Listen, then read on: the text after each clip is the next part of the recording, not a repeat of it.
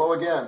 This is Ray with Ray White's Midwest Martial Arts, and today I've got another product demo and another review for MaxxMMA and eemore.com. They sent us some of their new hand wraps. It's a 120-inch hand wrap, and if you aren't familiar with how to wrap hands, sometimes it can be a little confusing. There's several different methods on how to wrap hands, and usually it just comes down to the theory behind wrapping hands, and that is to protect the bones of the hand and the wrist and even the tops of your forearms. The main bones you have to worry about are the metacarpals. You have 5 metacarpals that run from the wrist to your fingers, and the most common break is a boxer's break, and that's usually the 5th metacarpal out here on your pinky. It usually breaks from an impact. Usually that bone's a little smaller, and it's not the one that we're usually used to hitting with. But you can also damage the 8 carpus, or 8 carpal bones. Together they're called the carpus, and they sit between the metacarpals and your radius and your ulna, which are your forearm bones. So when you wrap your hands, you're really trying to reinforce the wrist structure to keep it straight, to keep it aligned, and to keep it a little compact. And you're trying to do the same for your metacarpal bones. Obviously, the longer the wrap, the more material you can put on your hands and your wrist. Depending on the size of your hand and depending on the size of the wrap, you can get away with different techniques. And I'll try to illustrate just a few of those. Now, these are 120-inch wraps, and they're a semi-flexible fabric, and I really like semi-flexible fabric because that little bit of stretch gives you a little bit of tightness, and that really helps firm everything up. And even when you sweat a little bit, you don't get the expansion that you can get with just a cloth wrap. They got nice Velcro. On the other end here, they've got the loop. Pretty standard for wraps. I've been using these wraps for 3-4 weeks now. They're holding up pretty good for the wash, and they're not getting, smell-wise, they're not too bad. I know that's another hassle. I'll try to give you guys a few tips on how to care for your wraps too when we get to the end here. But the main thing that you want to do here when you wrap your hands is start with your wrist. This is a very traditional wrap, but I'm just going to hook the loop on my thumb. You know, sometimes people get a little worried about which side's up. You know, when I get to the end, if I find I've got the wrong side up, I just put a half twist in it and straighten it back out. But usually, like, this side has a tag on it. Sometimes it's written on there which side goes down. It really doesn't matter if you just do a half twist at the end. We're going to start at the thumb. We're going to use a little bit of tension on the wrist here. You don't want it too tight because you don't want to cut off your circulation, but you don't want it so loose that when you start sweating or you start moving around that you lose your wrap. Really, it just comes down to what feels comfortable for you, and you know, the more you do it, you know, you'll get your own feel for it. With this particular size wrap, this is 120-inch, and I've seen wraps anywhere from 108 inches up to 180 inches. So if you're using the old American English system. But since this is 120, we're going to stick with more of a traditional wrap. We're just going to go once around the wrist, and then we're going to come across the back of the hand. Go straight across the knuckles, straight across the knuckles on the top, back down, and come back diagonal across the back of the hand or the metacarpals. So what we've done, now I'm going to go once around the wrist just to hold it here. What I've done is I've put 2 layers back across the metacarpals and a layer across the knuckles here.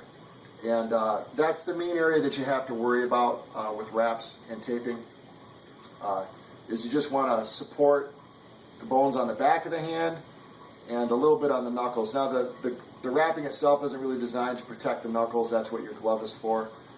but the wrap is designed to keep everything in alignment, hopefully, and support the structures that already exist in your hand.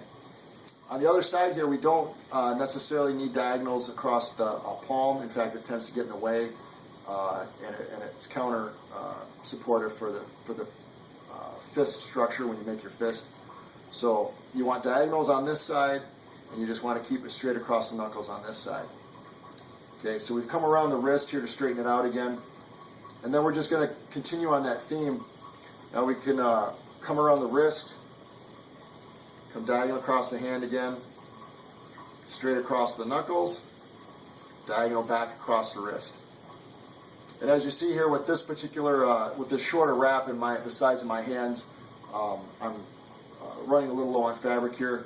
If I had a longer wrap, I could go around the thumb and come back and go around the thumb, but this wrap isn't long enough for me to do that. So I'm just going to keep it on the wrist. You know, the wrist and the metacarpals, that's the most important part. You can hurt your thumb if you impact improperly on an opponent or on a bag, but the most common fracture is that fifth metacarpal. I've done it myself.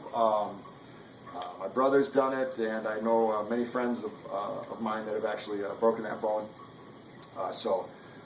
You know, if you ever see somebody with a nice big bump there, that's what they did. They hit something harder than their hand. But there you go. That's the traditional wrap. I'll show you another method.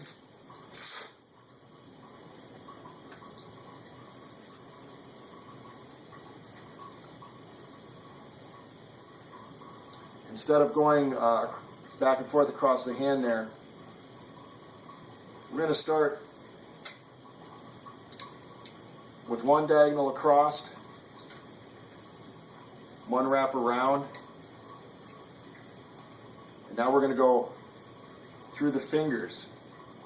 Now I've seen different schools of thought where they'll actually go left and right, but because of the structure of my wrist and the thumb here, I find it easier to stay on the thumb side when I come down across the hand.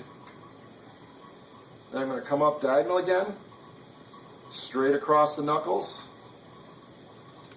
and this covers up the knuckles, covers the fingers, diagonal back across the hand, and then I just finish it up on the wrist.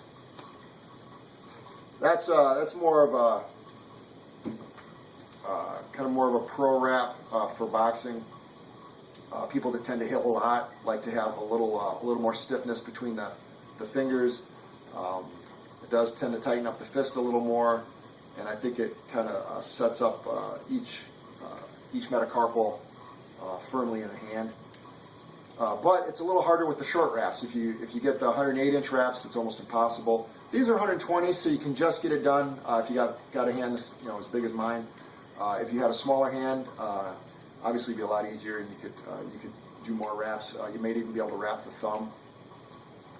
Hopefully they'll maybe come out with longer wraps to accommodate some of the larger-handed people or people that like to wrap more. I'm sure they will. But for a basic wrap, this is really nice. Again, they're packaging these with the heavy bags and reflex bags I saw. So, you know, for a free set of wraps, I think they're really good. The price is nice, and the quality seems pretty fair. And one thing, you know, when you guys do get done working out, one thing I find helps me take care of my wraps is when I get done with them, instead of just wadding them up and putting them away, I do like to roll. I just roll them up so that they stay flat. And I transport them this way until I get home. Now when I get home, that's when I unwrap them to let them dry. But they kind of press themselves a little bit to stay flat. And then I just unwrap them. And I put them in front of a dryer with my gloves and my shin guards and everything else so that they dry quickly. And then I try to, if I get a few pair, I try to wash them in between uses. So hope you guys find that helpful. Again, check out MaxxMMA and eemore.com. And check out Ray White's Midwest Martial Arts for more training videos and more coverage. Thanks. See ya. How do you take them off?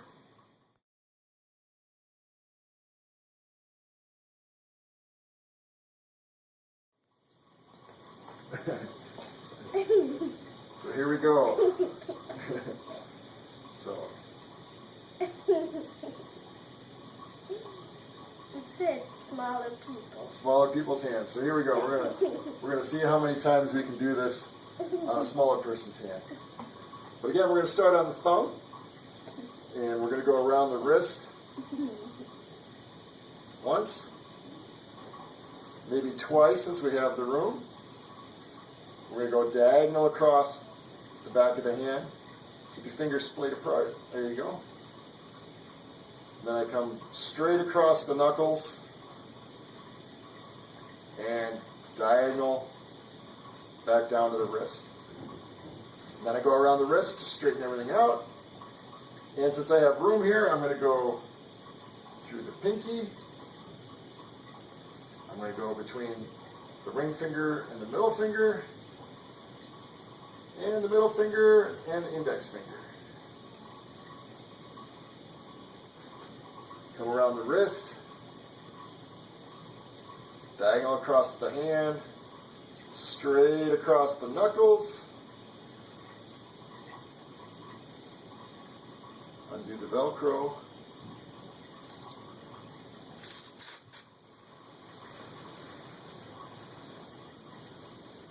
diagonal back down to the wrist,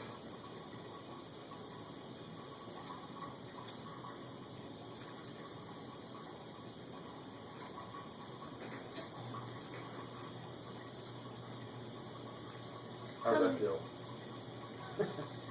Big fist. Punch my hand. How's that feel?